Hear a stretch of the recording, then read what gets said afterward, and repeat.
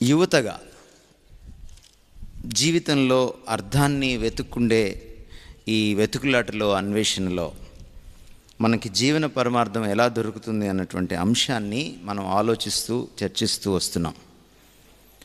నిన్నటి రోజున మనం సొలొమన్ జీవితాన్ని మనం తీసుకున్నాం.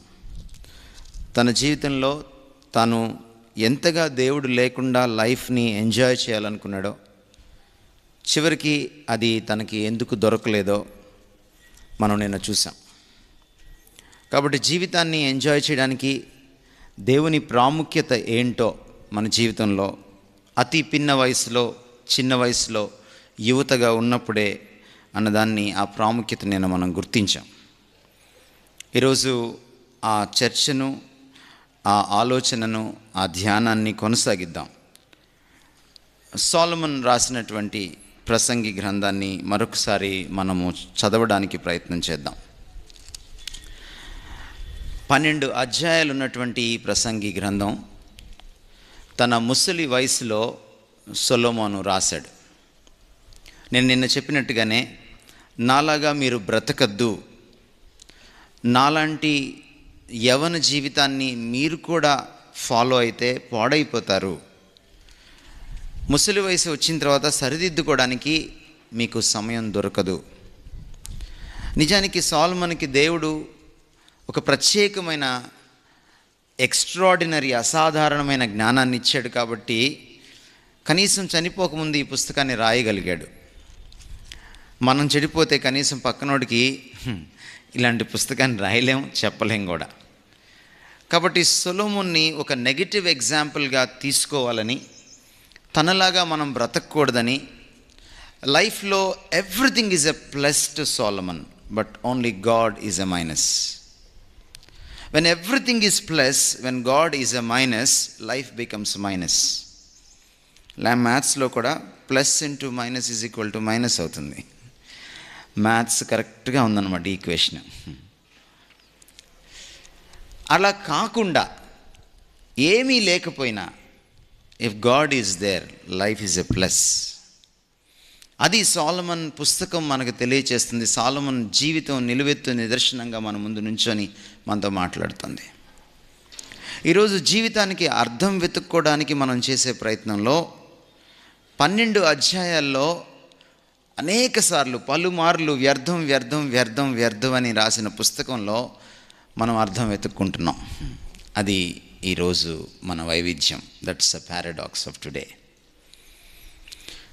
సొలొమన్ వ్యర్థం వ్యర్థం వ్యర్థం అని రాస్తూ జీవితం గురించి, జీవితంలో నువ్వు ఏం చేసినా వ్యర్థమే, జ్ఞానం సంపాదించినా వ్యర్థమే, నువ్వు మూర్ఖుడు అయినా వ్యర్థమే, ఇద్దరు ఒకటే అని కూడా చెప్పేశాడు.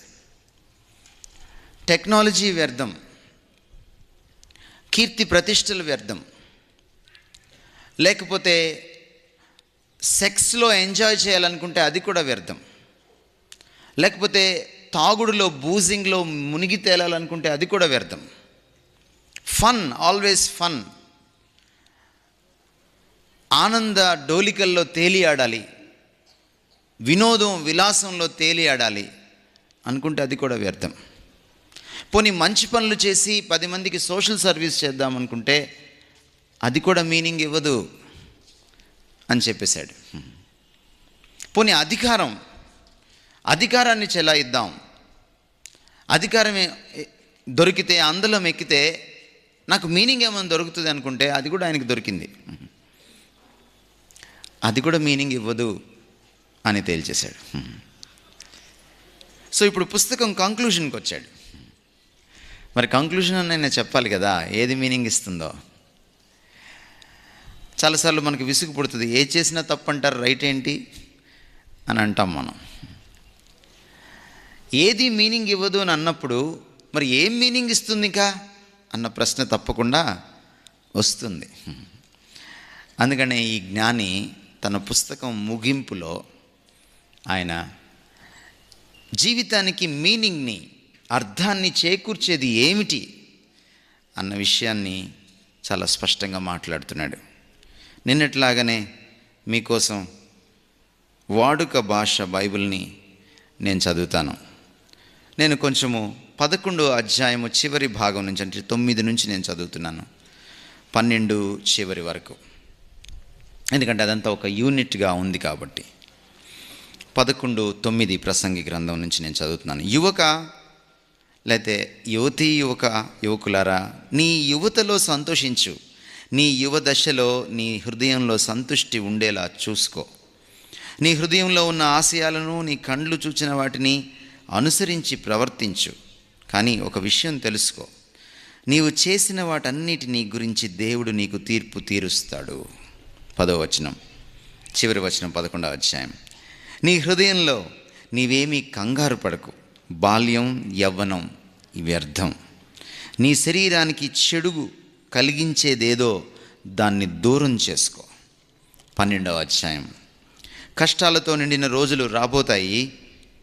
జీవితం అంటే నాకు సంతోషం లేదు అని నీవు చెప్పే కాలం రాబోతుంది.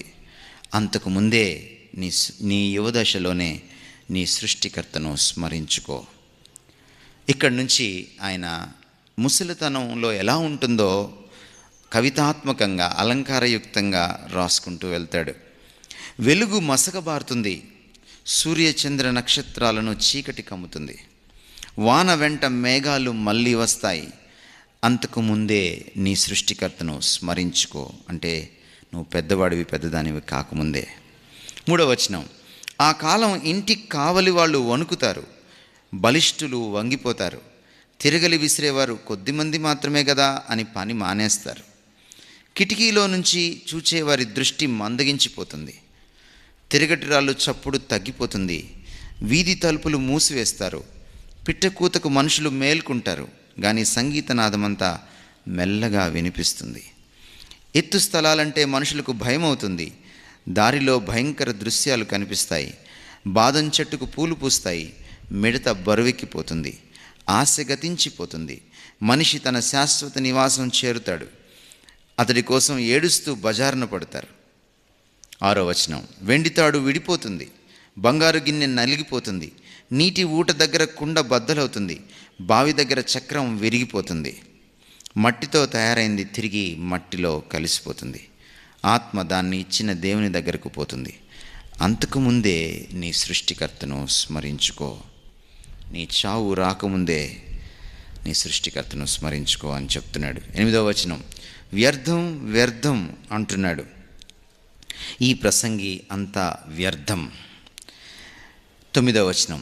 ఈ ప్రసంగి జ్ఞాని, అంతేగాక అతడు ప్రజలకు జ్ఞానాన్ని ఉపదేశించాడు. అతడు చింతనాపరుడై ప్రచురించాడు. ప్రసంగి చక్కని మాటలు రాయడానికి ప్రయత్నించాడు.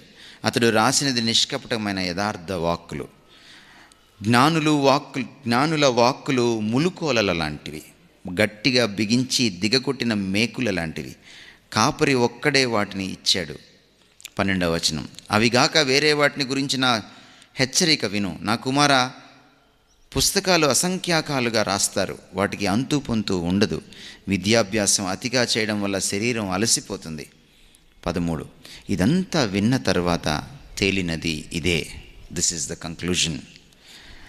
జీవితంలో మీనింగ్ రావాలంటే ఇది చెయ్యాలి. దేవుడంటే భయభక్తులు అలవర్చుకోవాలి. ఆయన ఆజ్ఞల ప్రకారం ప్రవర్తించాలి. మానవులందరి విద్యుక్త ధర్మం ఇదే. చివరి వచనం. రహస్యంలో జరిగే ప్రతి విషయాన్ని దేవుడు తీర్పులోకి తెస్తాడు. మనుషులు చేసే ప్రతి పని, అది మంచిది కానీ కాకపోని, తీర్పులోకి వస్తుంది. ఇది ప్రసంగి చెప్పే మాటలు. ఈ మాటల్ని చూస్తే ప్రసంగి కొన్ని విషయాల్ని మనకు చెప్తున్నాడు. మీరు జీవితంలో అర్థం కోసం వెతుకుతున్నారా, లేక అర్థవంతమైన జీవితాన్వేషణ అనే పనిలో పడ్డారా? అలాగైతే ఈ పనులు చేయండి. ఏమి చేయొద్దో అని అంతకుముందు చెప్పిన ప్రసంగి ఇప్పుడు కంక్లూజన్లో ఏమి చేయాలో ఆయన చెప్తున్నాడు. నెంబర్ 1 ఆయన ఏమంటున్నాడంటే 10వ వచనము 11వ అధ్యాయము. Put away evil.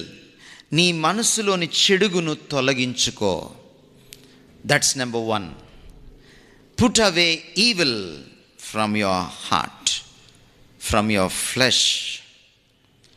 Number 2, remember your creator. నీ సృష్టికర్తను స్మరణకు తెచ్చుకో. నీ సృష్టికర్తను ఎప్పుడు మర్చిపోకు. ఇది రెండవది. మూడవది ఆయన ఏమంటున్నాడంటే ఫియర్ గాడ్. దేవునికి భయపడు, దేవునికి భయపడు. నాలుగవది ఆయన ఏమంటున్నాడంటే కీప్ హిస్ కమాండ్మెంట్స్. ఆయన ఆజ్ఞలకు విధేయత చూపించు, ఆయన ఆజ్ఞల్ని పాటించు.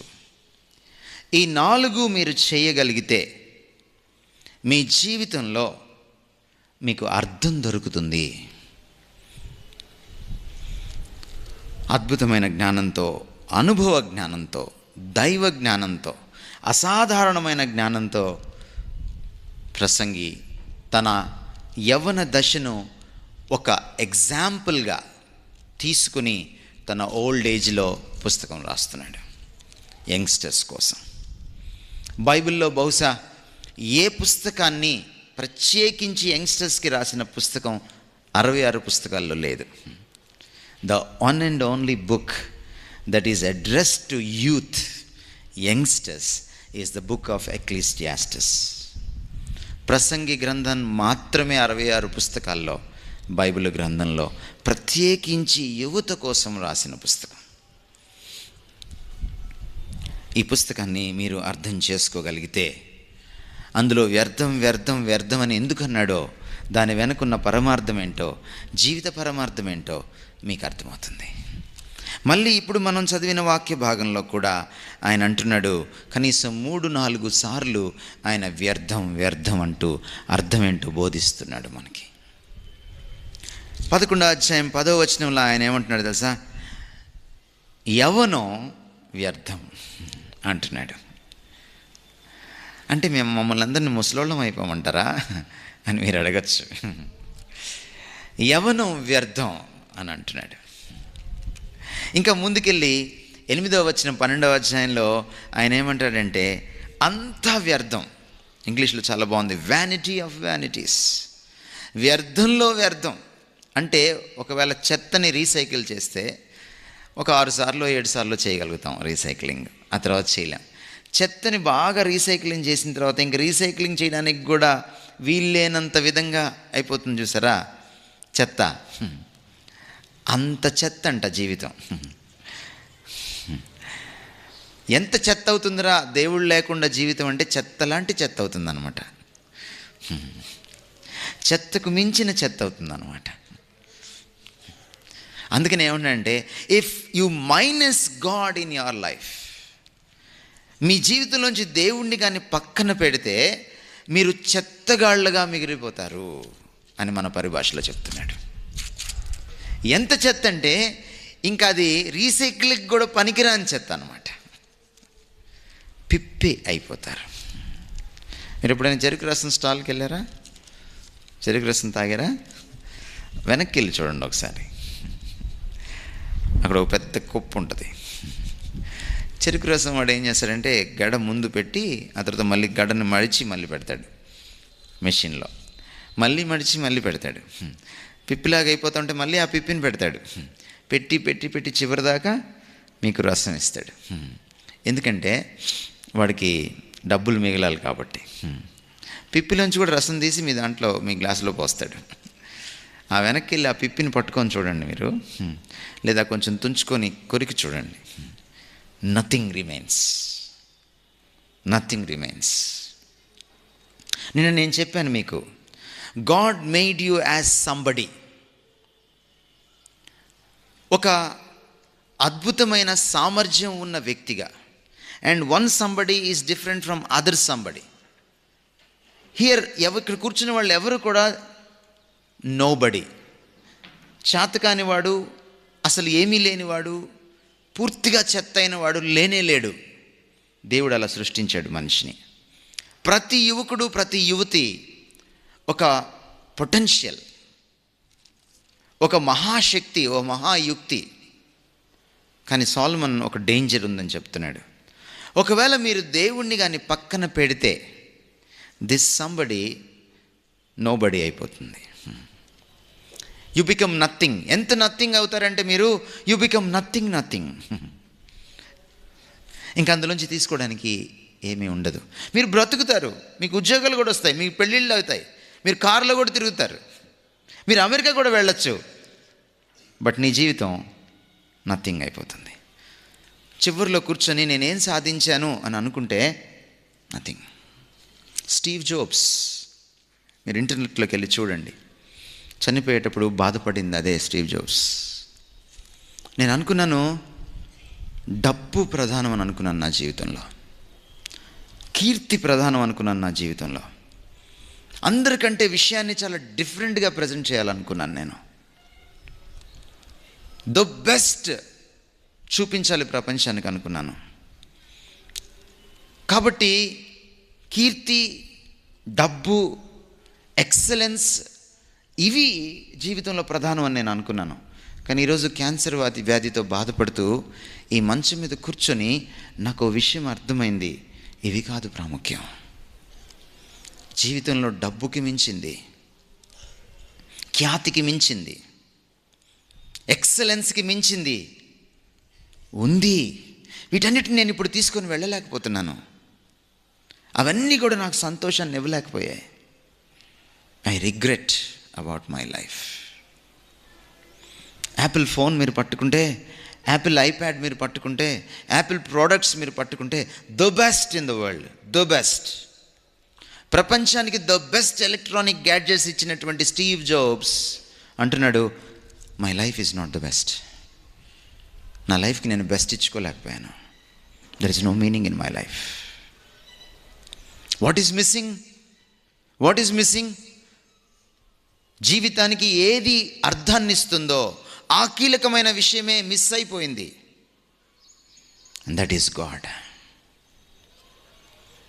అందుకనే సొలొమన్ అంటున్నాడు, మొదటి విషయం, మీరు నిజంగా ఒకవేళ అర్థాన్ని పొందాలి జీవితంలో అని అనుకుంటే, ఆ జీవితానికి కర్త అయిన ఆయన, అందుకని ఆయన వాడే పదజాలం ఏమంటాడంటే, దేవుణ్ణి తలుచుకోండి అనట్లేదు ఆయన, దేవుణ్ణి స్మరించుకోండి అనట్లేదు. హీ సో స్పెసిఫిక్, చాలా స్ట్రైట్గా మాట్లాడుతున్నాడు ఆయన. నీ సృష్టికర్తను స్మరించుకో. ఎందుకు సృష్టికర్త అనే పదజాలం వాడాడు ఆయన? Remember your maker, your creator, your manufacturer. ఎందుకు వాడాడు అలాగా? ఎందుకంటే జీవితానికి కర్త దేవుడు అని గుర్తు చేయడానికి వాడాడు. జీవితానికి కర్త అయిన వాడు, రచయిత అయిన వాడు, జీవితానికి మూలమైన వాడిని నువ్వు తలచుకోకపోతే, ఆయన ఎరుకలో నువ్వు బ్రతకకపోతే జీవితానికి అర్థం దొరకదు కదా. మనిషి సెల్ ఫోన్ని తయారు చేసుకున్నాడు, మానవుడే దీని సృష్టికర్త. కానీ సెల్ ఫోన్ అలిగి నేను నీ చేతుల్లో ఉండను అని ప్రపంచంలో సెల్ ఫోన్స్ అన్నీ మనిషి మీద అలిగాయి అనుకోండి, ఏమవుతాయి సెల్ ఫోన్స్? పనికి మాలిని అవుతాయి, ఉపయోగానికి రావు. వీటన్నిటిని తీసుకెళ్ళి స్క్రాప్ వేసుకోవాలి, ఇనుప కొట్లో వేసుకోవాలి.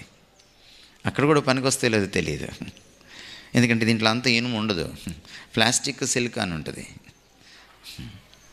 అక్కడ కూడా పనికిరాదు. తూకానికి కూడా కనీసం ఒక పప్పు చెక్క కూడా ఎవరు ఇది వేస్తే. పప్పు చెక్క కంటే హీనమైపోద్ది నీ జీవితం.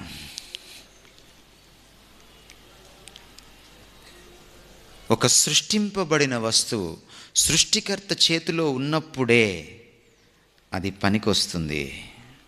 Please remember this principle.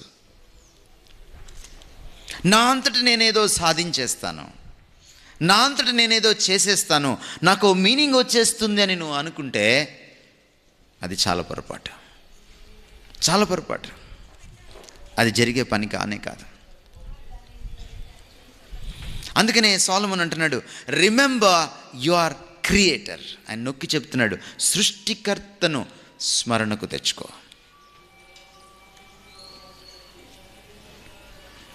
ఏమిటి స్మరణకు తెచ్చుకోవడం అంటే? స్మరణకు తెచ్చుకోవడం అంటే ఏంటి? ఆయనను దృష్టిలో పెట్టుకుని జీవించాలి, ఆయన ఎరుకలో, కాన్షియస్నెస్లో జీవించాలి.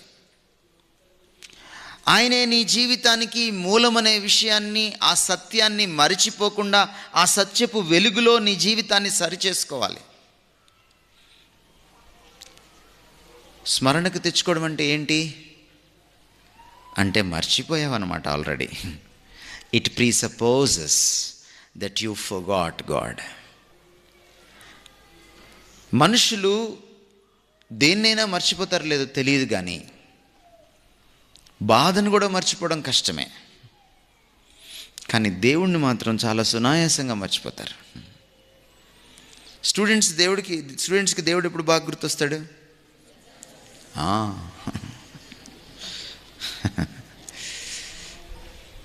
పరీక్షలు గుర్తు చేస్తాయి మనకి దేవుణ్ణి. అలాగే పెద్దోళ్ళకి కూడా వాళ్ళ జీవితాల్లో పరీక్షలు వస్తాయి. ఆ జీవితంలో పరీక్ష వాళ్ళకి దేవుణ్ణి గుర్తు చేస్తుంటుంది చాలాసార్లు. కానీ సొలొమన్ ఏమంటున్నాడంటే, బాబు జీవితంలో దేవుణ్ణి గుర్తు చేసుకునే పద్ధతి అది కాదు. ఈరోజు అట్ యావరేజ్ సగటు భారతీయుణ్ణి, సగటు మనిషిని ప్రపంచంలో తీసుకుంటే మనకి దేవుడు గుర్తు లేడు.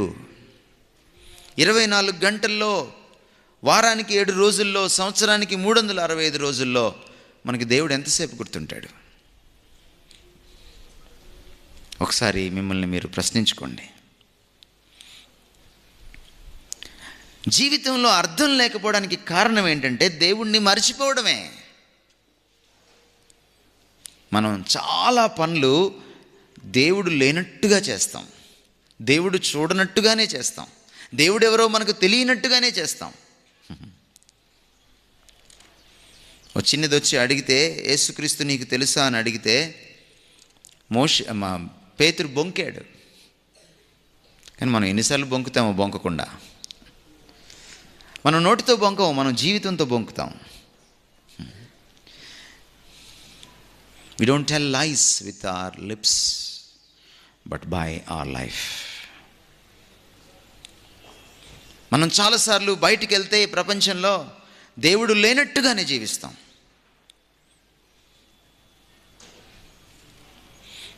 నేను ఎవరిని అన్న ప్రశ్నకు బిల్ హైబెల్స్ అనేటువంటి పాస్టర్, అమెరికాలో fastest growing church willow creek community church pastor, ఒక అద్భుతమైన మాట చెప్తాడు. నువ్వెవరివి అంటే, ఎవరు నిన్ను చూడనప్పుడు నువ్వెవరివో అదే నువ్వు అంటాడు. Who you are is when no one is looking. ఎవ్వరూ మనల్ని చూడనప్పుడు మన అస్సలు మనిషి బయటకు వస్తాడు. అపరిచితుడు అంటే విక్రమ్ కాదండి, ప్రతి మనిషిలో అపరిచితుడు ఉంటాడు. వాడు తొంగి చూస్తాడు, జడలు విరబోసుకుంటాడు. అపరిచితులు ఎందుకున్నారంటే, ప్రతి మనిషిలో మనకి దేవుడు అపరిచితుడయ్యాడు కాబట్టి. సొలొమన్ అంటున్నాడు, get to know your God. నిన్ను సృష్టించిన సృష్టికర్తను మళ్ళీ తెలుసుకో, reconnect with him. There starts the meaning of life. The meaning of life starts with God and God alone. జీవితంలో మీనింగ్ ఎలా వస్తుందంటే దేవుడితో ఆరంభం అవుతుంది, ఇంకెవరితో ఆరంభం కాదు. ఎందుకంటే ఓ వస్తువును సృష్టించిన వాడికే అది ఎందుకు సృష్టించాడో, అది ఏం పని చేయాలో, అది దేనికి పనికి రావాలో తెలుస్తుంది, ఇంకెవడికి తెలియదు. ఒక వస్తువు చెడిపోతే దాన్ని మెకానిక్ దగ్గర తీసుకెళ్తే వాడు కూడా బాగు చేయలేకపోతే వాడు ఒక మాట అంటాడు, సార్ కంపెనీకి పంపించాలి సార్ అంటాడు. ఎందుకంటాడు ఆ మాట? కంపెనీలో మ్యానుఫ్యాక్చరర్ ఉంటాడు, సృష్టికర్త ఉంటాడు. చెడిపోయిన మన బ్రతుకుల్ని రిపేర్ చేయగలిగింది ఒక్కడే, సృష్టికర్త. ఒకవేళ ముసలితనంకి వచ్చేసిన తర్వాత నువ్వు రిపేర్ చేయాలనుకుంటే ఏమవుతుంది? మీరు బైక్స్ వాడతారు, కార్స్ వాడతారు, సైకిల్స్ వాడతారు. చెడిపోయిన తర్వాత దాన్ని అలాగే తొక్కుతుంటే పక్కన ఇంకో పార్ట్ చెడిపోద్ది, దాన్ని అలాగే వాడుతుంటే ఇంకొక పార్ట్ చెడిపోద్ది. సార్ చాలా లేటుగా తీసుకొచ్చారు సార్, 5,000 అవుద్దంటాడు వాడు, 10,000 అవుద్దంటాడు. అమ్మో అంతా అంటాం, ఎందుకంటే లేటుగా తీసుకొచ్చావు నువ్వు. చాలామంది జీవితాలు ఈ రోజున బైక్స్ లాగే ఉన్నాయి. ముందుగానే బోర్కి వచ్చేసింది మీ లైఫ్. ముందుగానే బోర్కి వచ్చేసింది మీ లైఫ్. షెడ్కి వచ్చేసింది మీ లైఫ్. ఇంకా ఆలస్యం కాకముందే come on, come to the manufacturer, come back to God. Solomon చెప్తున్నాడు ఈ రోజున. ఇంకెంతకాలం దేవుణ్ణి దూరంగా పెడతావు? ఎప్పుడైతే నువ్వు ఈ మరిచిపోయిన దేవుణ్ణి మళ్ళీ గుర్తు చేసుకుంటావో, ఏ సృష్టికర్తతో నీ సంబంధం తెగిపోయిందో ఆ సంబంధాన్ని మళ్ళీ పునరుద్ధరించుకుంటావో, రీకనెక్ట్ అవుతావో, then starts meaning in life. నువ్వెందుకు పుట్టావో నీకు అర్థమవుతుంది. నిన్నెందుకు తయారు చేశాడో నీకు అర్థమవుతుంది. నీలో ఏముందో నీకు అర్థమవుతుంది. నీ గొప్పతనం ఏంటో నీకు అర్థమవుతుంది. నువ్వేం సాధించాలో నీకు అర్థమవుతుంది. దాన్ని ఎలా సాధించాలో నీకు అర్థమవుతుంది. When you know your life giver, when you know the author of your life, నీ జీవితానికి మూలమైన వాడిని, కర్త అయిన వాడిని నువ్వు తెలుసుకున్నప్పుడు. అందుకనే ప్రత్యేకించి యువతకు రాస్తున్నాడు, నీవు ఇంకా యవ్వన దశలో ఉండంగానే నీ దేవుడితో కనెక్ట్ అవ్వు. ఎందుకంటే మీనింగ్ ఆయనతోటే స్టార్ట్ అవుతుంది. This is the first thing that you should do. చాలాసార్లు మనం అనుకుంటాం, ఎందుకు ఇలా చేయాలి, ఏంటి దేవుడితో సమస్య ఏంటి, దేవుడు లేకపోతే నేను ఎందుకు సాధించలేను. ఎస్, చాలా సాధించలేము మనం. చాలాసార్లు యువతి యువకులకి ఈరోజు ప్రాబ్లం ఏంటి, they are at cross roads. వాళ్ళు 4 రోడ్ల చౌరస్తాలో నుంచొని వాళ్ళు ఏం చేయాలో వాళ్ళకి అర్థం కావట్లా. ఏంటి వాళ్ళ చౌరస్తా? చదువుకు సంబంధించిన చౌరస్తా, కెరియర్కి సంబంధించిన చౌరస్తా, అంతకు మించి జీవిత భాగస్వామికి సంబంధించిన చౌరస్తా, ప్రేమాయణానికి పెళ్ళికి సంబంధించిన చౌరస్తా. సాధారణంగా ఆ చౌరస్తాలో నుంచుంటే 4 రోడ్లు కనపడతాయి, కానీ మనకి 4 రోడ్లలో 4 అమ్మాయిలు కనపడుతున్నారు. ఎటు పోవాలో తెలీదు. ఒకసారికి ఒకవైపే చూడగలవు, ఒకేసారి 2 వైపులు చూడలేవు. 2 చెంపలు పగిలిపోతాయి. ఈరోజు ఇక్కడ కూర్చున్న వాళ్ళలో సగం మంది ఆ ప్రాబ్లంలోనే ఉన్నారు.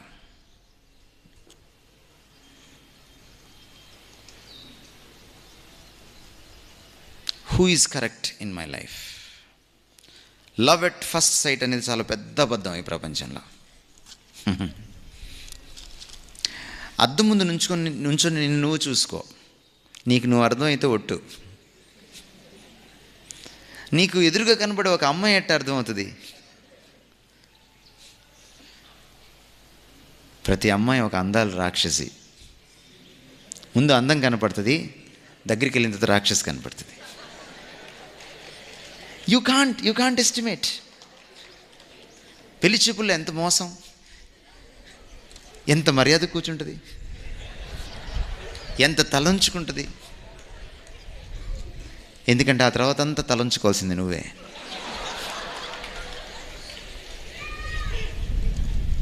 You can't estimate. ఒక ఉద్యోగాన్ని, ఒక భవిష్యత్తును, ఒక అమ్మాయిని, ఒక అబ్బాయిని, నీ జీవిత భాగస్వామిని నువ్వు ఏమాత్రం క్యాలిక్యులేట్ చేయలేవు. నువ్వు ఎప్పుడు పప్పులోనే కాలేస్తావు. అది కూడా చల్లపప్పులో, వేడిపప్పులో కాదు. వేడిపప్పులో కాలేసిన తెలుస్తుంది కనీసం. నువ్వు తప్పులో ఉన్నావు అనే సంగతి కూడా నీకు తెలియదు. దానికి కారణం ఏంటంటే నువ్వు నీ దేవుణ్ణి మర్చిపోయావు. దేవుడు ఒక కొలమానం, దేవుడు ఒక వెలుగు. ఏది రైటో ఏది తప్పో చెప్పగలిగింది దేవుడు కొలమానం. ఆయన ఏది సరి అయిన బాటో చూపించగలిగిన వాడు దేవుడు, వెలుగు. ఆయనలో జీవం ఉండెను, ఆ జీవం మనుషులను వెలిగించుచుండెను. నేను లోకమునకు వెలుగై ఉన్నాను. దేవుడు వెలుగై ఉన్నాడు, ఆయనలో చీకటి ఎంత మాత్రమునూ లేదు. దేవుడు లేని వాళ్ళు చీకట్లో నడుస్తారు. తడివి చూస్తే ఏం తెలుస్తుంది? తెలియదు నీకు. రేపొద్దున లైటు, మ్యారేజ్ అయిన తర్వాత లైట్ వెలుగుద్ది. బుద్ధుడు గారికి లైట్ ఎప్పుడు వెలిగింది? బుద్ధ అంటే లైట్ వెలిగినవాడు అని అర్థం. The enlightened one. నా దృష్టిలో ఆయన ట్యూబ్ లైట్ కాదు, మెర్క్యూరీ లైట్. 5 నిమిషాల తర్వాత వెలుగుతుంది. పెళ్ళైపోయి భార్య వచ్చేసిన తర్వాత, పిల్లలు పుట్టేసిన తర్వాత అప్పుడు వెలిగింది ఆయనకి.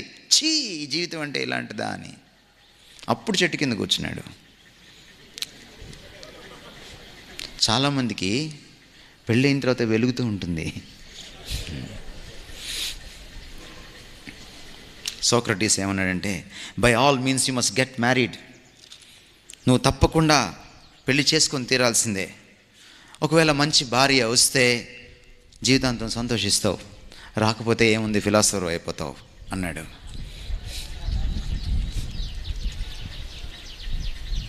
You can't estimate. కానీ మీరు ఇంటర్మీడియట్లోనే, 10th క్లాస్లోనే, 8th క్లాస్లోనే అమ్మాయి కావాలి మీకు.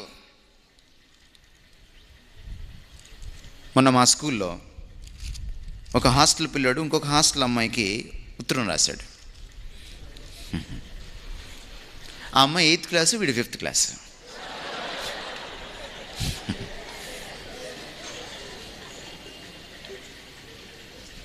ఏం తెలుసని ఇద్దరిని డిస్మిస్ చేసి ఇంటికి పంపించేశారు. You don't know anything. అందుకనే ఈరోజు మీరు ఏం చేస్తున్నారంటే, చేతులు కాల్చుకొని ఆ తర్వాత ఆకులు పట్టుకుంటున్నారు, ఆ తర్వాత కౌన్సిలింగ్కి వస్తున్నారు మీరు. సొలొమన్ అంటున్నాడు, నీ జీవితం ఇంకా కాలిపోకముందే దేవుణ్ణి పట్టుకో. కాలిపోయిన తర్వాత ఆకు పట్టుకుంటే ఏం వస్తుంది? Remember your creator. అందుకే దేవుడు కావాలి నీ బాల్య దినములందే. ఎందుకంటే బైబిల్కి బాగా తెలుసు బాల్య దినంలోనే నువ్వు లవ్ లెటర్ రాస్తావని. నువ్వెంత గనుడువో బైబిల్కి బాగా తెలుసు. నువ్వెంత చాలునో బైబిల్కి బాగా తెలుసు. అందుకనే బైబిల్ చెప్తుంది, right now while you are still in your youth. దేవుణ్ణి తెలుసుకున్నప్పుడు నాకు నేను అర్థమవుతాను. నేనెవరో నాకు తెలుస్తుంది, నాకెవరు కావాలో తెలుస్తుంది, నాకేం కావాలో తెలుస్తుంది, నేనేం సాధించగలనో తెలుస్తుంది, ఈ ప్రపంచం ఏంటో తెలుస్తుంది, నేను ఎటు పోవాలో తెలుస్తుంది, నేను ఎప్పుడు కూర్చోవాలో ఎప్పుడు లేవాలో తెలుస్తుంది, ఎప్పుడు పడుకోవాలో ఎప్పుడు లేవాలో తెలుస్తుంది, ఎప్పుడు మాట్లాడాలో ఎప్పుడు మాట్లాడకూడదో తెలుస్తుంది, ఎలా మాట్లాడాలో ఎలా పని చేయాలో తెలుస్తుంది. ఎందుకంటే దేవుడు నిన్ను తన పోలికలో చేసుకున్నాడు. That's the key. దేవుడు అర్థం కాకుండా పోలిక అర్థం కాదు.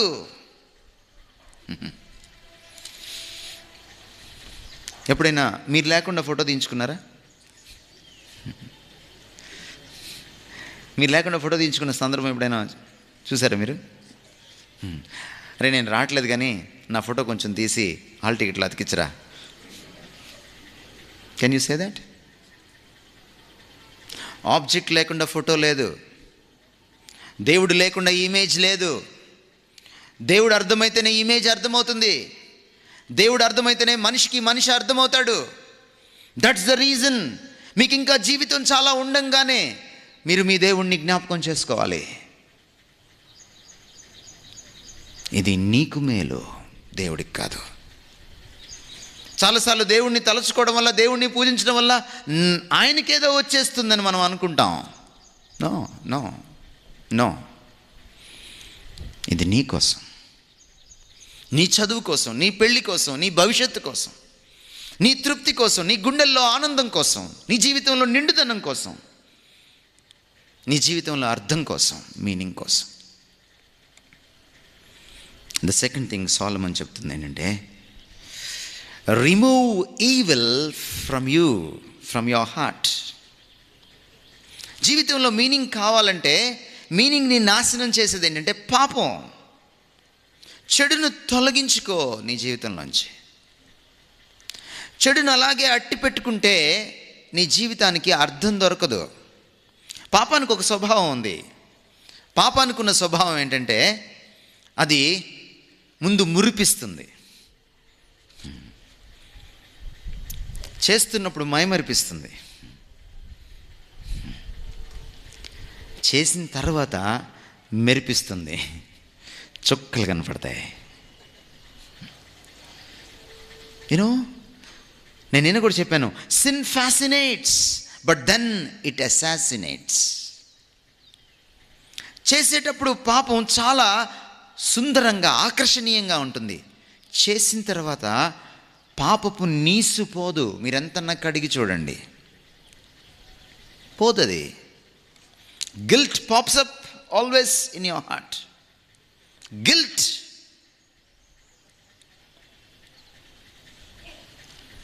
దాని నుంచి నువ్వు తప్పించుకోలేవు.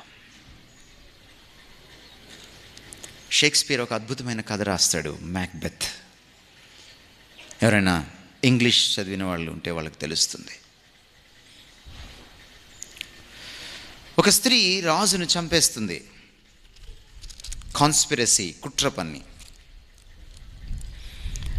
చంపేసిన తర్వాత ఆ రాజ్యాన్ని దోచుకోవడానికి ప్రయత్నం చేసిన తర్వాత ఒక్కొక్క పర్యవసానం ఎదురవుతూ ఉంటుంది వాళ్ళకి. చివరికి వాళ్ళు ఏ పరిస్థితుల్లోకి వెళ్ళిపోతారంటే, ఆమె తన చేతుల్ని చూసుకుని, చేతులు కడుక్కొని శుభ్రంగానే ఉంటాయి చేతులు, కానీ దాని మీద ఆమెకు రాజుగారి రక్తం కనపడతా ఉంటుంది కొన్ని సంవత్సరాలు అయిపోయిన తర్వాత కూడా. ఒక అద్భుతమైన మాట రాస్తాడు షేక్స్పియర్ మ్యాక్బెత్ అనే స్టోరీలో. గిల్ట్ గురించి అద్భుతంగా ప్రజెంట్ చేస్తాడు ఆ ఒక్క లైన్లో. ఆయన అంటాడు, అరేబియాలో ఉన్నటువంటి ఈ ప్రపంచంలో సుగంధ ద్రవ్యాలకు, పర్ఫ్యూమ్కి, సెంట్కి famous Arabia. The best scent దొరుకుతుంది అరేబియాలో. అరేబియాలో ఉన్నటువంటి సెంట్ అంతా తీసుకొచ్చి ఆమె చేతుల మీద పోస్తే కూడా ఆ వాసన పోదట. రాజుగారిని చంపేసిన ఆ వాసన, ఆ రక్తపు వాసన. Guilt is like that. పాపం చేసి చూడండి, చాలా సులభం. పాపాన్ని మరిచిపోయి చూడండి, చాలా కష్టం. అది కళ్ళ ముందు కనపడుతూనే ఉంటుంది. పెళ్ళి కాకముందే నువ్వు సెక్స్లోకి వెళ్ళిపోతావు, పెళ్ళి అయిపోయిన తర్వాత నీకు కళ్ళ ముందు కనపడుతూ ఉంటుంది. Every time when you look at your wife, every time when you look at your husband. Solomon అంటున్నాడు, నీ జీవితంలో సంతోషాన్ని చంపేసేది ఏంటంటే గిల్ట్, పాపం తెచ్చిన పర్యవసానం. పాపం చాలా క్రూరమైంది. అది ఎంత అందమైందో అంత క్రూరమైంది. అది నిన్ను పట్టుకొని నాశనం చేస్తుంది. నీ రెక్కలు విరిచి కట్టేస్తుంది, నిన్ను చిత్రహింసలు పెడుతుంది. You can't forget your sin. You can't forget your sin. ఈ ప్రపంచంలో మీరు ఏ పనైనా చేయండి, మీ పాపాన్ని మీరు మర్చిపోలేరు. బహుశా అది ఎవ్వరికీ తెలియకపోవచ్చు ఈ ప్రపంచంలో, కానీ నీ గుండె మాత్రం మర్చిపోదు. అది నీకు గుర్తు చేస్తూనే ఉంటుంది.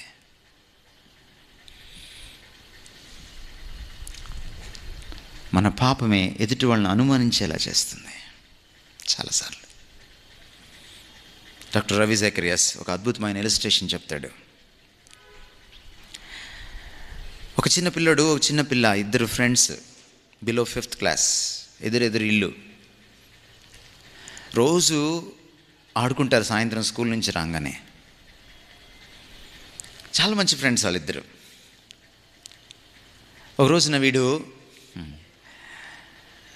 వీడి దగ్గర ఉన్నటువంటి రంగురంగుల గోళీలు తీసుకొని వెళ్ళి అమ్మాయికి చూపిస్తాడు. చాలాసేపు ఆడుకుంటారు. ఇంకో రోజున అమ్మాయి వాళ్ళ నాన్నగారు ఇంపోర్టెడ్గా తీసుకొచ్చిన ఇంపోర్టెడ్ స్వీట్స్, చాక్లెట్స్ అన్నీ తీసుకొచ్చి వాడికి ఇస్తూ ఉంటుంది. తింటూ ఉంటారు ఇద్దరు. వీడికి చాక్లెట్స్ అంటే చాలా ఇష్టం. ఈ అమ్మాయి చాక్లెట్లు చాలా తీసుకొస్తా ఉంటే, ఏంటి ఇన్ని చాక్లెట్లు తెస్తున్నావు అని అంటే, చాలా ఉన్నాయి నా దగ్గర అంటది. అప్పుడు వీడు ఒక డీల్ చేసుకుంటాడు ఆ అమ్మాయితో. నా దగ్గర ఉన్న గోళీలన్నీ నీకు ఇచ్చేస్తాను, నీ దగ్గర ఉన్న చాక్లెట్లన్నీ నాకు ఇచ్చేస్తావా అని అడుగుతాడు. అమ్మాయికి గోళీలు, ఆ కలర్స్ అంటే చాలా ఇష్టం. Because she's a girl. Girls అంటే కలరింగ్ కదా. సో ఆ అమ్మాయి డీల్కి ఒప్పుకుంటుంది. అమ్మాయి పరిగెట్టుకుంటూ తన ఇంట్లోకి వెళ్తుంది, వీడు పరిగెట్టుకుంటా వీడి ఇంట్లోకి వెళ్తాడు. అమ్మాయి తన దగ్గర ఉన్నటువంటి చాక్లెట్లన్నీ డబ్బాలో వేసేసుకొని తీసుకొచ్చేస్తుంది వీడి దగ్గరికి. వీడు కూడా వాడి దగ్గర ఉన్నటువంటి రంగురంగుల గోళీలన్నీ జవురుకొని డబ్బాలో వేసుకుంటూ ఉంటే అననీయ సప్పీరలాగా ఒక ఆలోచన వస్తుంది వాడికి. నా దగ్గర ఇన్ని గోళీలు ఉన్నాయో ఆమెకు తెలియదు కదా అని కొన్ని గోళీలు తీసి దిండు కింద దాచిపెట్టేసి, కొన్ని గోళీలే తీసుకొని డబ్బాలో వేసుకొని డబ్బా మూత పెట్టేసి వాడు కూడా బయటకు వస్తాడు ఇంట్లో నుంచి. అమ్మాయి ఎదురు చూస్తూ ఉంటుంది చాక్లెట్లన్నీ పట్టుకొని. అమ్మాయి అమాయకంగా చాక్లెట్లన్నీ ఇచ్చేస్తుంది. వీడు గోళీలు ఇస్తూ ఉంటాడు, నా గోళీలన్నీ ఇచ్చేశాను అంటాడు.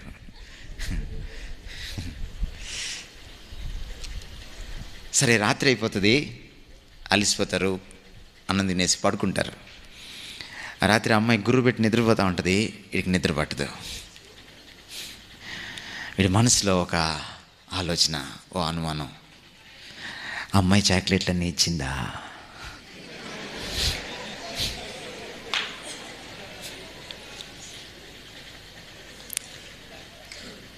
నువ్వు చెడ్డోడివి, అందుకని ఎదుటి వాళ్ళు చెడ్డోళ్ళేమో అని నీకు అనుమానం. నీకు చాలామంది గర్ల్ ఫ్రెండ్స్ ఉన్నారు, అందుకనే ఆ అమ్మాయి ఎవరితో మాట్లాడినా బాయ్ ఫ్రెండే అనిపిస్తుంది నీకు. గిల్ట్. నువ్వు చేసిన తప్పు నిన్ను వెంటాడుతుంది, నీ సంబంధాలని చెడిపేస్తుంది, అనుమానాన్ని తీసుకొస్తుంది నీ సంబంధాల్లోకి. అందుకని సొలొమన్ మరొక సూచన చేస్తున్నాడు, తీసివేయి నీ జీవితంలోంచి చెడును, నీ జీవితంలోంచి పాపాన్ని తొలగించుకో, అప్పుడు వ్యాకులం తొలగిపోతుంది. దానికి ముందే వ్యాకులం గురించి మాట్లాడతాడు 10వ వచనంలోనే. ఎప్పుడైతే పాపం పోతుందో గిల్ట్ పోతుంది, అప్పుడు హృదయం శాంతిస్తుంది, జీవితంలో సంతోషం దొరుకుతుంది, అర్థం దొరుకుతుంది, నిండుదనం దొరుకుతుంది. మీరు అనుకుంటారు, ఇది చాలా సుఖం, ఇది చాలా అందం, ఇది చాలా గొప్పది, ఇది చేస్తే భలే ఉంటుంది, మజా వస్తుంది అని మీరు అనుకుంటారు. మజా రాదు. నీ జీవితంలో సంతోషాన్ని పీకేసేది అదే, నీ గుండెల్లో వెలితిని క్రియేట్ చేసేది అదే. తీసివేయి దాన్ని. It can be a small లై. అబ్రహాం లింకన్ అంటాడు, అబద్ధాలు ఆడకండి ఎప్పుడు. ఒక్క అబద్ధం ఆడితే దాన్ని కప్పిపుచ్చుకోవడానికి జీవితంలో 1000 అబద్ధాలు ఆడాల్సి వస్తుంది అంటాడు. అది అబ్రహాం లింకన్, అమెరికన్ కదా, అది ఆయన స్టైల్, అది అమెరికన్ మైండ్, అది అమెరికన్ స్టైల్. భారతీయులు కూడా ఉన్నారు, అబద్ధాలు ఆడండి, 1000 అబద్ధాలు ఆడి నవ్వు పెళ్లి చేయండి.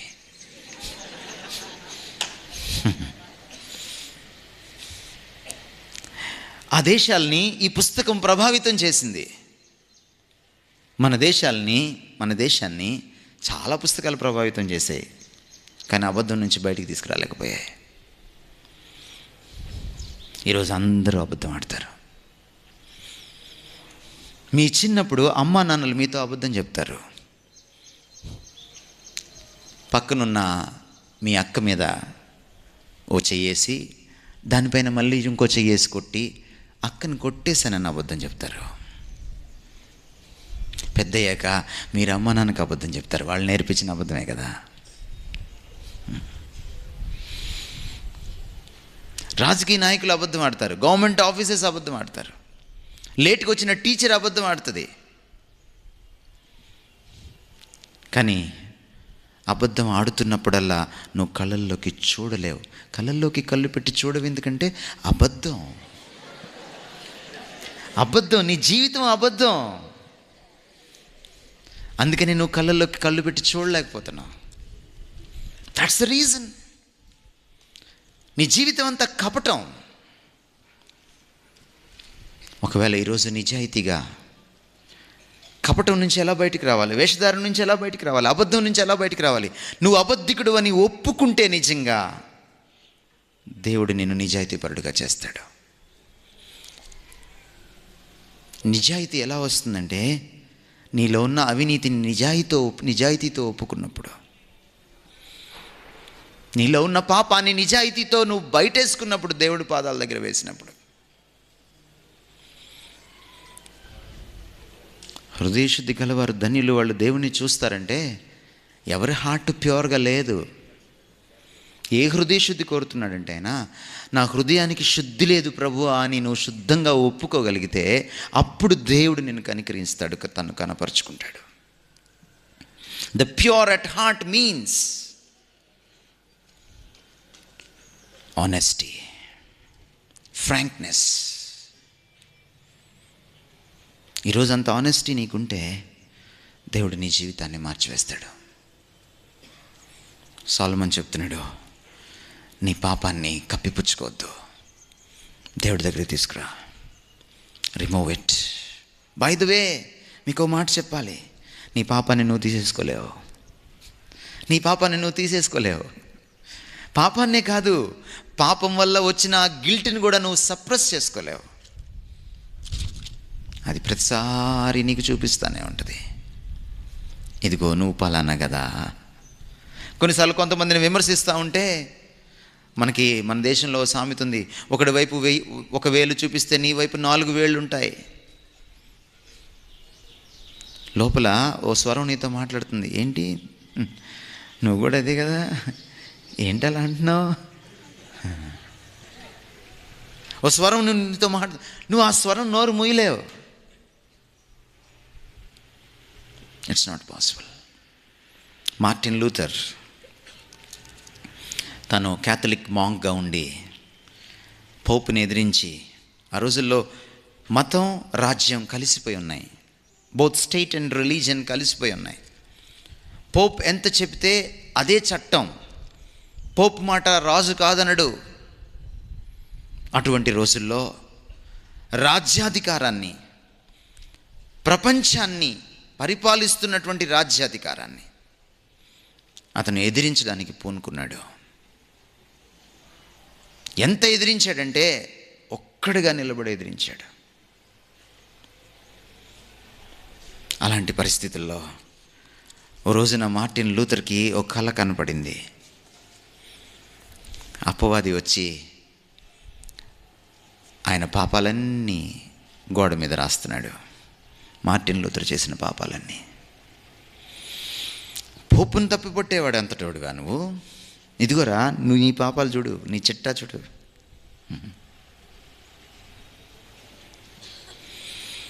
మార్టిన్ లూథర్ దేవుడి వైపు చూస్తాడు.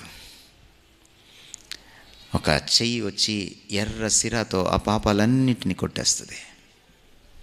Friends, I want to tell you today, నీ పాపాన్ని తీసివేయాలన్నా, ఆ పాపపు నీసు వాసనని తీసివేయాలన్నా, నీసు వాసన కాదు, నీసు గ్యాప్ వాసన,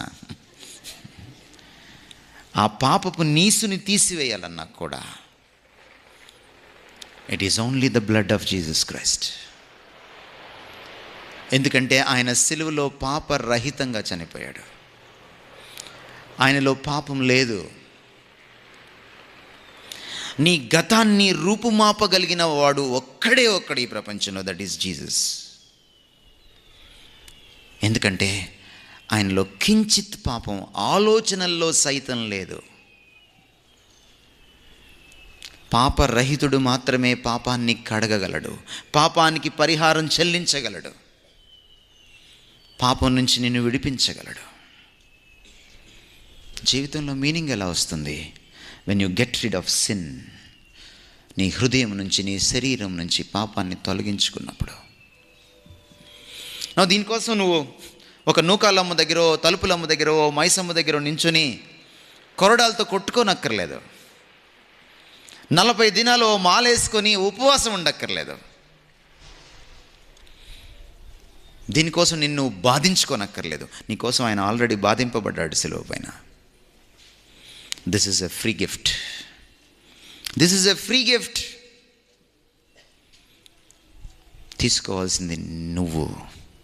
గిఫ్ట్ని తిరస్కరించవచ్చు, గిఫ్ట్ని యాక్సెప్ట్ చేయొచ్చు. ఎవరు గిఫ్ట్ని బలవంతంగా ఎవరు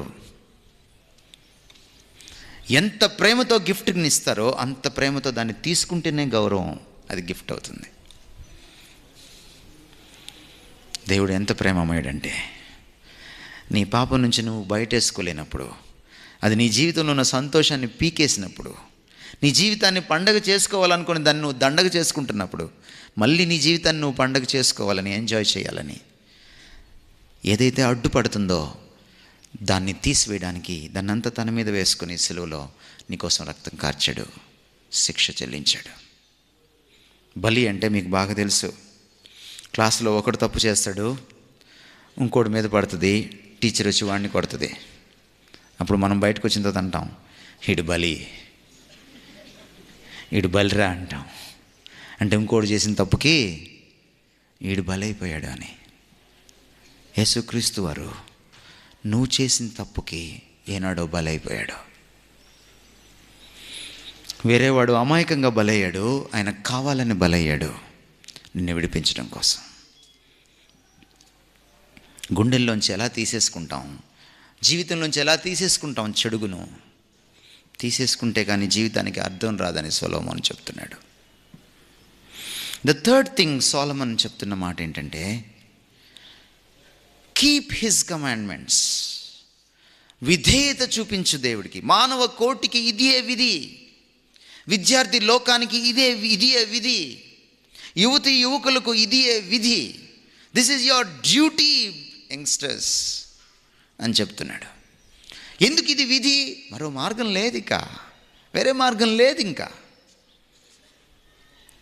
మీరు ఒక పల్లెటూరులో హెల్డప్ అయిపోయారు అనుకోండి, బంద్, ఆటోలు లేవు, బస్సులు లేవు, కారులు లేవు. ఓ ఎద్దుబండి వెళ్తుంటే ఏం చేస్తారు మీరు? ఆకలేసేస్తూ ఉంటుంది. ఏం చేస్తారు మీరు? ఎక్కి కూర్చుంటారు. అప్పుడు దాకా సిటీలో అపాచీ బైక్ వేసుకొని కట్టుకొట్టిన నువ్వు ఎద్దుబండికి కూర్చోవాలి. అదేమో తొందరగా పోదు. పోనీ నీకొచ్చా ఎద్దుల్ని తోలడం? రాదు. చచ్చినట్టు ఎక్కి కూర్చోవాల్సిందే. జీవితంలో కూడా ఇదే. నువ్వు చచ్చినట్టు దేవుడికి లోబడాల్సిందే. There is no other go. నీకు ఇష్టమున్నా లేకపోయినా దేవునికి లోబడ్డంలో ఆనందం ఉంది. దేవునికి నువ్వు విధేయత చూపించే కొద్దీ నువ్వు పాపాన్ని జయిస్తావు. దేవునికి నువ్వు విధేయత చూపించే కొద్దీ నీకు దేవుడు అర్థమవుతాడు, దేవుడికి దగ్గరగా జరుగుతావు. దేవునికి నువ్వు విధేయత చూపించే కొద్దీ భవిష్యత్తు నీకు అర్థమవుతుంది. ఎందుకంటే దేవుడు తన చిత్తాన్ని ఎవరైతే తనకు లోబడతారో వాళ్ళకి నెక్స్ట్ మాటని, నెక్స్ట్ చిత్తాన్ని, నెక్స్ట్ తన ప్లాన్ని చూపిస్తాడు. దేవునికి విధేయత చూపించే వాళ్ళు జ్యోతిష్కుడి దగ్గరికి వెళ్ళక్కర్లేదు. They know their future. మీరు చాలాసార్లు అడుగుతుంటారు, దేవుని చిత్తం ఎలా తెలుస్తుంది అని. దేవునికి విధేయత చూపిస్తూ ఉంటే తెలుస్తుంది. ఎంత విధేయత చూపిస్తే అంత దేవుడు చూపిస్తాడు. నీ జీవితంలో ఏం జరగబోతుందో, ఏం చేయబోతున్నాడు, ఎంత సుందరంగా దాన్ని తీర్చిదిద్దబోతున్నాడు. విధేయతలో మీనింగ్ ఆఫ్ లైఫ్ ఉంది. ఎందుకంటే విధేయతలో దేవునికి దగ్గరగా జరుగుతావు. విధేయతలో దేవుణ్ణి తెలుసుకుంటావు. జీవితానికి మూలమైన వాడిని తెలుసుకుంటావు. అతి సమీపంగా తెలుసుకోవడానికి ఆస్కారం దొరుకుతుంది. విధేయతలో నీ భవిష్యత్ ఏంటో దేవుడు తన చిత్తంలో నీకు చూపిస్తూ వెళ్తాడు. నీ గతాన్నే కాదు, నీ ప్రస్తుతాన్నే కాదు, నీ భవిష్యత్తును కూడా నువ్వు అర్థం చేసుకోవడానికి విధేయతలో ఆస్కారం ఉంది. అందుకనే 3వ సూచన చేస్తున్నాడు, ఒబే గాడ్. నీ జీవితంలో మీనింగ్ కావాలా? Obey God. సామెతల గ్రంథం 3వ అధ్యాయం 5-6 వచనాల్లో ఒక మాట ఉంది. నీ స్వబుద్ధిని ఆధారం చేసుకోవద్దు, నీ స్వభావం అంతటి మీద యెహోవా అధికారమునకు ఒప్పుకొనుము, అప్పుడు ఆయన నీ మార్గమును సరళము చేస్తాడు. నీ లైఫ్ స్మూత్గా ఎప్పుడు వెళ్తుంది? నీ స్వభావం వద్దు, సొంత పైత్యం వద్దు, సొంత ఆలోచనలు వద్దు, నాకంతా తెలుసు అనుకోవద్దు, నీకు ఏది తోచితే అది చెయ్యొద్దు. ఒకని మార్గం వాడికి మంచిగా తోస్తుంది, కానీ అది మరణానికి నడిపిస్తుంది. నీకు అర్థమైనా అర్థం కాకపోయినా ఒబే గాడ్. దేవుడు ఏదైనా చెప్తే ఒబే గాడ్. ప్రతిరోజు నువ్వు బైబిల్ చదువుకుంటున్నప్పుడు దేవుడు ఒక చిన్న మాట చెప్తాడు నీకు, ఒబే, విధేయత చూపించు. చూడు నీ లైఫ్లో ఎంత మీనింగ్ ఉంటుందో. ఎస్, అది కష్టం. ఈ ప్రపంచంలో అత్యంత కష్టమైన విషయాల్లో ఒకటి ఏంటంటే దేవుడికి తల ఒగ్గడం, దేవునికి విధేయత చూపించడం. ఎందుకంటే ఆయన చిత్తము చాలాసార్లు నీ చిత్తానికి వ్యతిరేకంగా ఉంటుంది, ఆయన ఇష్టం చాలాసార్లు నీ ఇష్టానికి వ్యతిరేకంగా ఉంటుంది. Yet there is goodness in it. అయినా అందులో మేలుంది, అందులో మేలుంది. కొన్నిసార్లు మన బాడీలో కొన్ని ఫారెన్ బాడీస్ వచ్చి కూర్చుంటాయి. డాక్టర్ గారి దగ్గరికి వెళ్తే కొయ్యాలంటాడు, కొయ్యాలంటాడు. కోస్తేనే నీకు బతుకు. విధేయతలో కష్టం ఉంటుంది, విధేయతలో ఇబ్బంది ఉంటుంది, బట్ అందులో మేలు ఉంటుంది. నీ దేవుణ్ణి నువ్వు తెలుసుకోవడానికి అతి సమీపంగా అది నీకు అవకాశం ఇస్తుంది. నీ జీవితాన్ని నువ్వు అర్థం చేసుకోవడానికి, దేవుని వెలుగులో, దేవుని కళ్ళద్దాల్లోంచి చూడడానికి అది నీకు అవకాశం ఇస్తుంది. అందుకనే ఎవరైతే విధేయత చూపిస్తారో ఆయన మాటకు, వాళ్ళ బ్రతుకు అద్భుతంగా ఉంటుంది. అబ్రహాం జీవితాన్ని చూడండి. నది అవతల ఆయన వినాయక చవితి రోజు బొమ్మలు అమ్ముకుంటూ, కృష్ణాష్టమి రోజు బొమ్మలు అమ్ముకుంటూ, అద్భుతమైన దేవుళ్ళ బొమ్మలు చేసుకుంటూ కూర్చొని ఉంటే, దేవుడు ఒకరోజు ఆ నది దగ్గర ఆయన తిరుగుతూ ఉంటే కనపడ్డాడు. అబ్రహాము, యువతలకు వస్తావా అని అడిగాడు. అబ్రహాంకి ఆ దేవుడు ఎవరో తెలియదు. అబ్రహాంకి ఆ దేవుడు ఎవరో చాలా కొత్త. మరి ఏమైందో తెలీదు. అందుకనే విశ్వాసులకు తండ్రి అని పిలువబడ్డాడు. ఈరోజు 3 మతాల వాళ్ళు ఆయన్ని మా తండ్రి, మా తండ్రి, మా తండ్రి అని పిలుచుకుంటున్నారు. అబ్రహాం కోసం కొట్టుకుంటున్నారు, మా తండ్రి, మా తండ్రి, మా తండ్రి అని. మన జీవితాలను చూస్తే మా తండ్రే అనాల్సి వస్తుంది. ఏంటో నాకు ఒక మిస్టరీ అబ్రహాం జీవితాన్ని చూసినప్పుడు.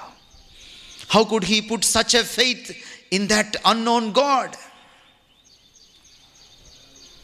కానీ అబ్రహాం నది దాటి వచ్చేసాడు, మళ్ళీ వెనక్కి వెళ్ళలేదు. అబ్రహాం జీవితంలో మనం చూస్తే ఒక పాయింట్ వచ్చింది, ఆస్తి పంచుకోవాల్సి వచ్చింది. లోతు లోకం వైపు చూశాడు. అబ్రహాం అక్కడ నిలబడి, లోతు నీకేం కావాలి అని అడిగితే లోతుగా ఆలోచించాడు. ఇదే టైము. ఎస్, మగానంతా తీసుకున్నాడు. The best. అబ్రహాము ఈ భూమిని చూడట్లేదు, రియల్ ఎస్టేట్ చూడట్లేదు. ఆయన మనసులో దేవుడు తనకిచ్చిన వాగ్దానం, తన భవిష్యత్తు, దేవునికి విధేయత అదే కనపడుతుంది. మిగిలింది పెద్దనాన్న తీసుకున్నాడు. ఎవరైనా పెద్దోళ్ళు ముందు బెస్ట్ తీసుకొని చిన్నోళ్ళకి మిగిలింది ఇస్తారు. అబ్రహాము విధేయత. ఇంకొక ఘట్టం వచ్చింది అబ్రహాం జీవితంలో, కొడుకుని చంపేసుకోవాల్సిన ఘట్టం. విధేయత చూపించాడు. ఈ రోజున అబ్రహాము చనిపోయాడు. అబ్రహాం లేడు ఈ రోజున. దాదాపు 2000 సంవత్సరాల క్రితం వాడు అబ్రహాము. క్రీస్తు పూర్వము. ఇక్కడి నుంచి లెక్కేసుకుంటే 4000 సంవత్సరాల క్రితం వాడు అబ్రహాము. 4000 సంవత్సరాలు అయిపోయింది, కానీ అబ్రహాం పేరు ఎవరు మర్చిపోలేదు. That's the beauty in obedience. ఎప్పుడైతే నువ్వు లోబడతావో దేవుడికి, you are not only a blessing to your generation, but you can be a blessing in the generations to come, in the nations to come. తరతరాలకు, దేశ దేశాలకు నువ్వు బ్లెస్సింగ్ అవుతావు. దేవునికి విధేయత చూపించడంలో ఉన్న గొప్పతనం ఇది. అలెగ్జాండర్ ఎంతమంది గుర్తున్నాడు? మన దేశంలో రక్తం కార్చి స్వాతంత్రం తీసుకొచ్చిన వాళ్ళు ఎంతమంది గుర్తున్నారు? బట్ అబ్రహామును మర్చిపోలేదు. That's a blessing. 4000 years. నాకు చెప్పండి, చరిత్రలో 4000 years క్రితం ఉన్న ఒక ఫిగర్ని, చరిత్ర చదివిన వాళ్ళు చెప్పండి నాకు. మీకు అందరికీ కామన్గా తెలిసిన ఒక ఫిగర్ని. Obedience can bless your life.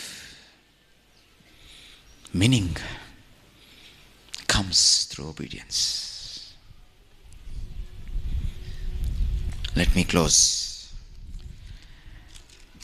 4వ విషయాన్ని చెప్తున్నాడు సొలొమన్. తన అనుభవ జ్ఞానాన్ని రంగరించి, జీవితంలో మీనింగ్ కావాలా నీకు? Yes, then you must do this 4th thing also. ఈ 4వ విషయం కూడా నువ్వు చేయాలి. ఏమిటి ఆయన 4వ విషయం ఏం చెప్తున్నాడు? Fear God. దేవునికి భయపడు. ఈ రోజుల్లో లేనిది ఏంటండి? అదే. పిన్నల్లో పెద్దల్లో లేనిదేంటి? అదే. ఈరోజు ఎందుకని చిన్నపిల్లలు పెద్దవాళ్ళకి భయపడట్లేదు? ఒక స్టూడెంట్ టీచర్కి ఎందుకు భయపడట్లేదు?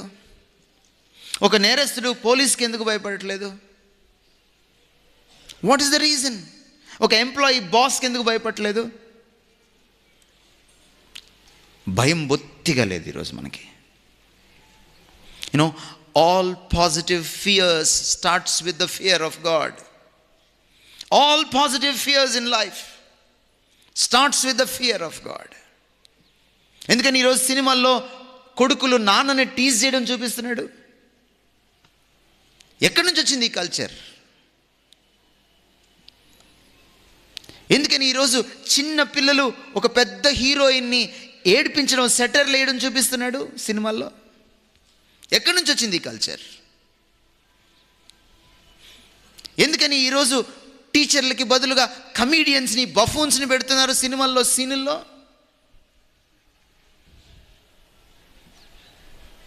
టీచర్ కంటే స్టూడెంట్ తెలివిగలవాడు అని ఎందుకు చూపిస్తున్నారు? నిజంగా అంతుందా నీకు? 15 years టీచ్ చేశాను నేను. నా క్లాస్లో 60 మంది ఒక సెక్షన్ అయితే, కొన్నిసార్లు 2 సెక్షన్స్ కలిపితే 120 మంది. 5 నిమిషాల్లో సెల్ ఫోన్లో అటెండెన్స్ తీసుకుంటాను నేను. 5 నిమిషాలు తల తిప్పాడా చచ్చాడే. వాడిని ఏం తిట్టాను నేను? ఒక క్వశ్చన్ వేస్తాను, అమ్మాయిల ముందు జవాబు చెప్పలేడు, చాలు అడిగది వాడి జీవితానికి.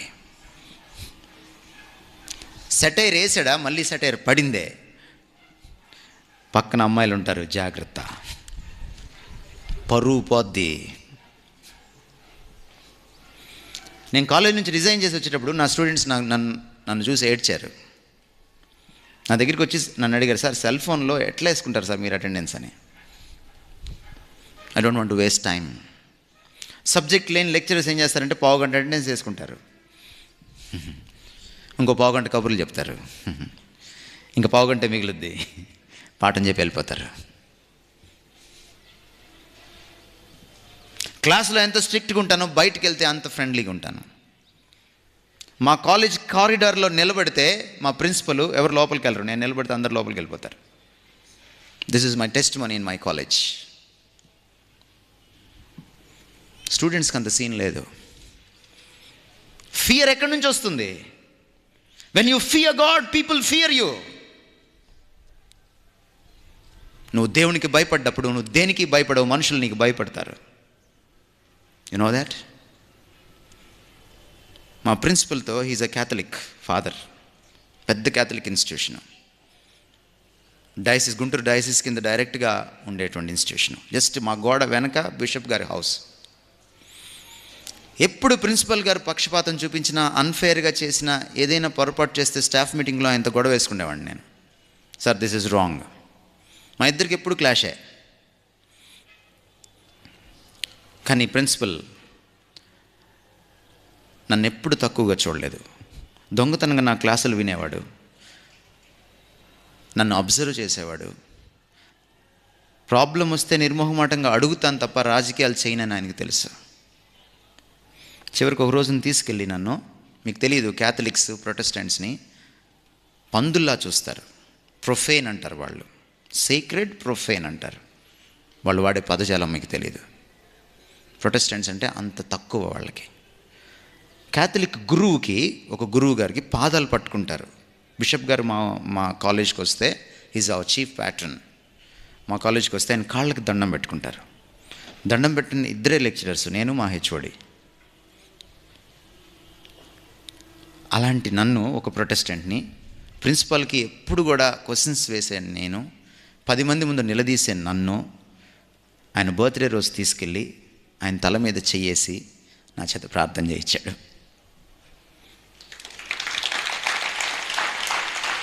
When you fear God, people fear you. When you honor God, people honor you. I am nothing before them. ఆ బిషపు 6 భాషలు ఆయనకి ఉద్దండు. హెబ్రీ, గ్రీక్ భాషల్ని చదువుతాడు. He directly translated Bible from Hebrew and Greek. Great man.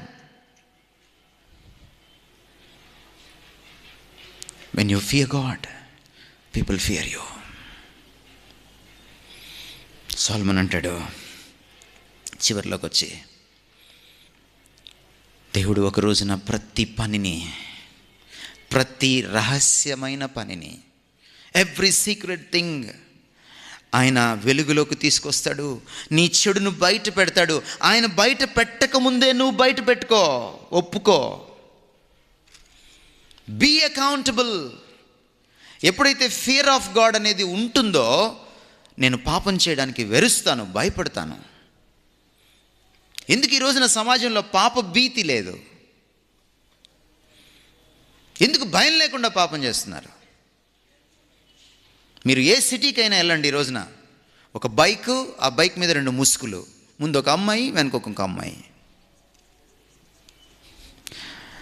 I tell you my friends, దేవుడు నీ ముసుగు తీసే రోజు వస్తుంది. ముసుగులో నువ్వు చేసేదంతా బయటకు వస్తుంది.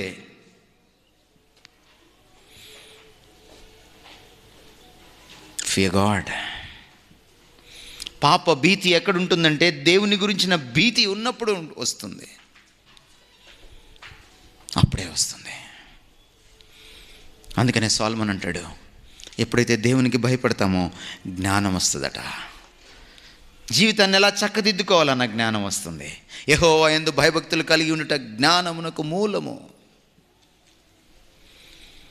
లైఫ్ని ఎలాగ నేను టర్న్ చేసుకోవాలి, ఎప్పుడు ఏ పని చేయాలి, ఎవరిని పెళ్లి చేసుకోవాలి, ఏ జాబ్కి ఎప్పుడు అప్లై చేయాలి, దేనికి ఎలా ప్రిపేర్ అవ్వాలి, ఎగ్జామ్కి ఎలాంటి స్మార్ట్ వర్క్ చేయాలి.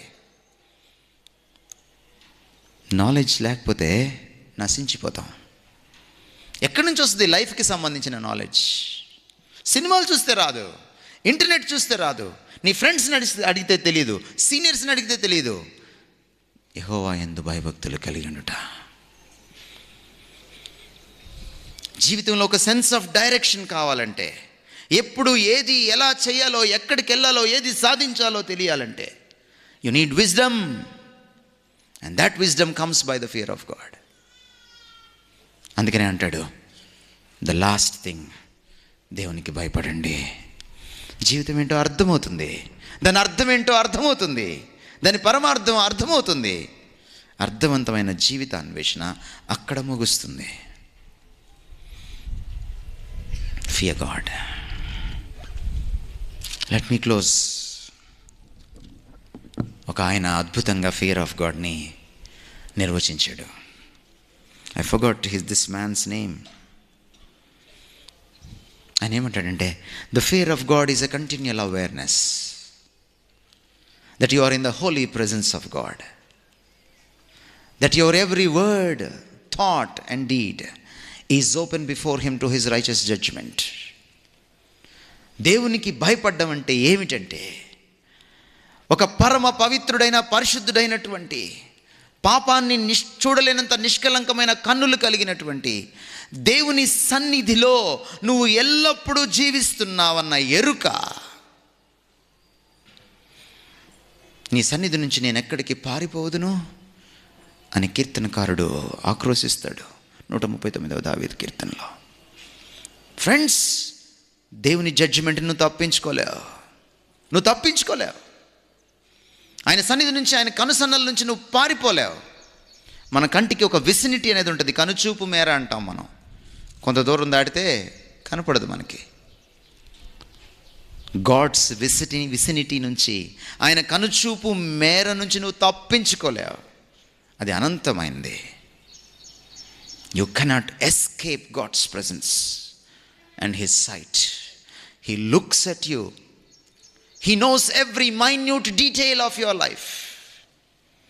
నీ ప్రతి రహస్యం ఆయనకు తెలుసు. అందుకనే దేవునికి భయపడ్డం అంటే ఏంటంటే, ఈ ఎరుకలోకి రావడం. దేవుడు నన్ను చూస్తున్నాడు. ఆయన సన్నిధి నుంచి నేను పారిపోలేను. నేను బాత్రూంలో ఉన్నా, ఆయన నన్ను చూస్తాడు. నేను తలుపులు వేసుకొని చాటింగ్ చేస్తున్నా, ఆయన నన్ను చూస్తాడు. నేను ఇంటర్నెట్ ముందు కూర్చొని బూతు బొమ్మలు చూస్తున్నప్పుడు కూడా ఆయన నన్ను చూస్తున్నాడు. నేను అమ్మాయిలతో ఫ్లర్ట్ చేస్తున్నప్పుడు, ఒక గంట ముందు ఒకరికి ఫోన్ చేసి ఐ లవ్ యూ చెప్పి, ఇంకొక గంట ముందు ఫోన్ చేసి, గంట తర్వాత ఇంకొకరికి ఫోన్ చేసి ఐ లవ్ యూ చెప్తుంటే దేవుడు చూస్తున్నాడు. నువ్వు ఏ నెట్వర్క్లో ఉండు, ఆయన నెట్వర్క్ నేను ఫాలో అవుతూనే ఉంటుంది. This is true. నా ఆలోచన, నా మాట, నా చేష్ట అన్నిటినీ కూడా ఆయన తన పరిశుద్ధమైన తీర్పులోకి తీసుకువస్తాడు. You cannot escape God's judgment and his sight and his presence. Adi fear of God ante. Let me close with an anecdote. చాలా కాలం క్రితం గుంటూరులో జరిగిన ఒక సంఘటన. ఒక 5 ఒక అమ్మాయిని అనుభవించి రాత్రంతా, ఉదయాన్నే ఆమె చచ్చిపోయింది. ఆమె మూట కట్టి ఒక గోనెలో కుక్కి ఆ శవాన్ని గుంటూరు పొలిమేరల్లో పొలాల్లో వదిలేశారు. 4 రోజుల తర్వాత కుళ్ళు వాసన వస్తుంటే శవం ఉందని తెలిసింది. పోలీసులు ఆ శవాన్ని రికవర్ చేసుకున్నారు. ఆరా తీస్తే గుంటూరులో ఉన్న ఒక హోటల్లో ఒక 5 కుర్రాళ్ళు ఆమెను అనుభవించేటువంటి పరిస్థితుల్లో ఆమె చనిపోయింది. నా పేపర్లో నెక్స్ట్ డే ఏమని పడిందంటే, బడా బాబుల పిల్లల్ని తప్పించడానికి ప్రయత్నిస్తున్న పోలీసులు అని పడింది. ఈరోజు వరకు కూడా ఆ 5 ఎవరో తెలియదు. చాలా సంవత్సరాల క్రితం జరిగిన మాట ఇది. చట్టాన్ని తప్పించేసుకున్నారు వాళ్ళు. ఆ రోజుల్లో టెక్నాలజీ అంత ఇంప్రూవ్ కాలేదు. కొన్ని టెస్టులు చేయాలంటే బాంబేకి పంపించాలి, ఢిల్లీకి పంపించాలి, చెన్నైకి పంపించాలి, బయాప్సీ తీసి అప్పుడు రిపోర్ట్ వచ్చేది.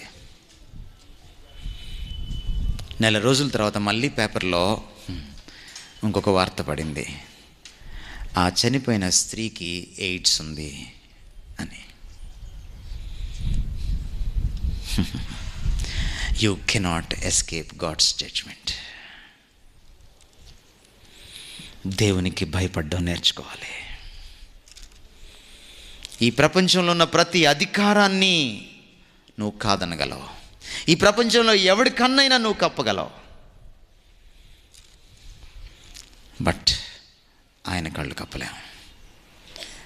ఆయన జడ్జిమెంట్ని, ఆయన తీర్పుని తప్పించుకోలేం. అది అంతిమ తీర్పు.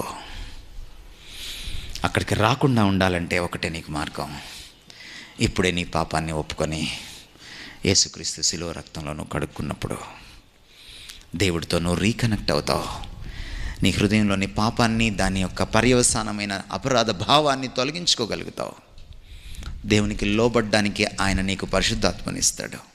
లోబడ్డం నేర్చుకుంటావు. దేవునికి భయపడ్డం కూడా నేర్చుకుంటావు. అప్పుడు నీ జీవితంలో మీనింగ్ దొరుకుతుంది. May the lord bless this word. తలలు వంచండి, ప్రార్థన చేసుకుందాం. తలలు వంచండి, ప్రార్థన చేసుకుందాం.